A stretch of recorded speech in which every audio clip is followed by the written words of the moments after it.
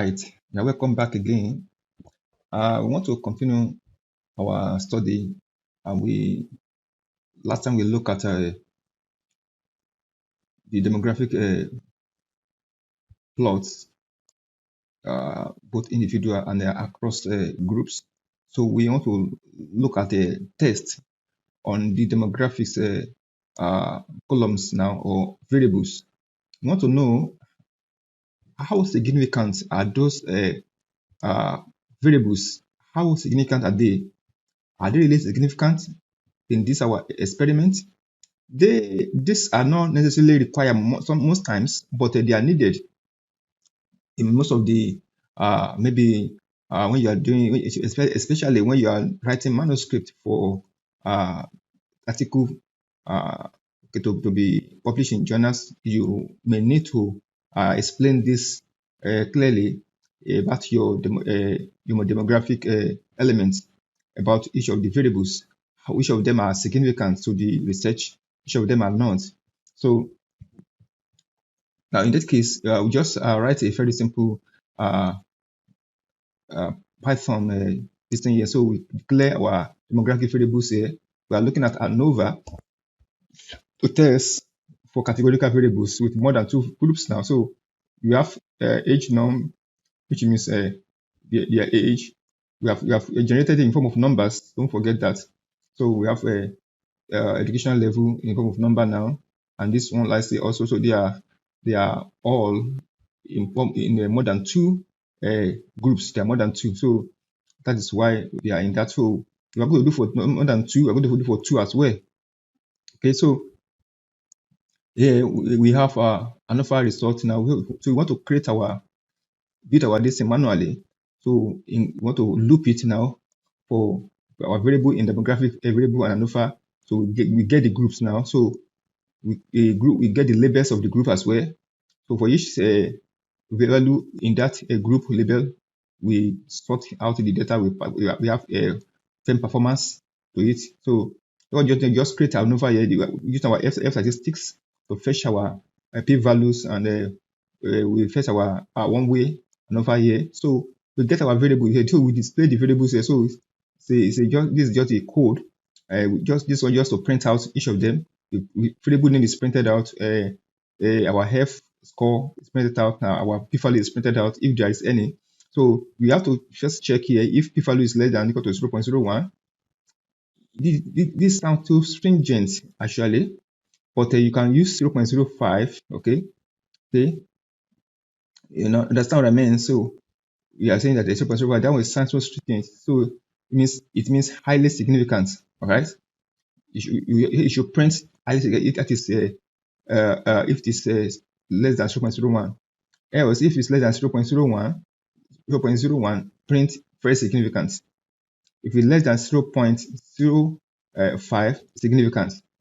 Else, not significant. So this one is a main significant threshold that we are using, but we are also capturing because we are writing the code, so we can control it.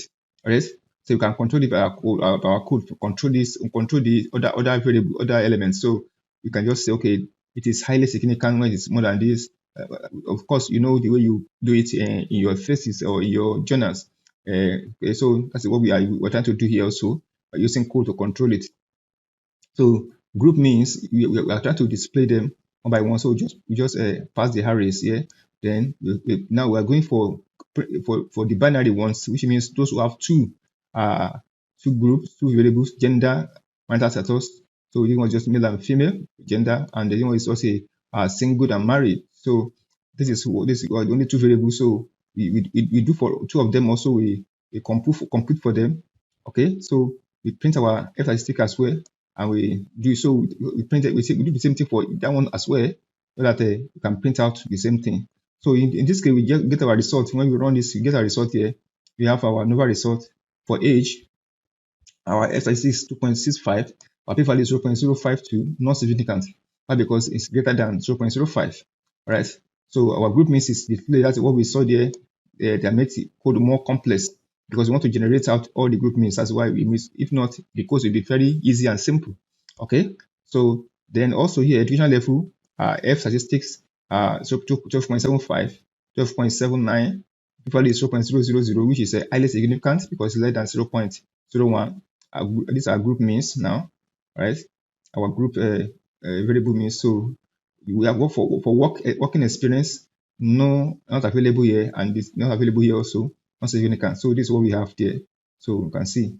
So we are for the race also similarly, and this is what we have there. Then for the binary, we have uh, here we have t equal to 1.62, p value equal to 0.2, not significant. Okay, there's no significant difference between the groups now, gender, male and female. And marital status as well, that one is also significant. We have minus t, our t is minus don't forget, we're using F statistic for those one, and for them we use T statistics. Don't forget, you know the difference between the two now. So we are using T statistic here for the binaries that have multiple variables now, or for more than two groups, we are using ANOVA F statistics for that one. Okay, so the difference between the two now. So you this is a T variable, T now. All right. So here we are just test here. We are using it's just like a student test, right? Yeah. So student test, as we call it. So here we have 0.3 is significant. So single means so married has significant, very higher firm performance than a single. So I have to 4.3, you have for 4.0. So this is just what we have to test our this. So you can check all these ones one by one to you can present this result easily. This one can be presented to show that your demographic groups, some of them are significant, while some are not.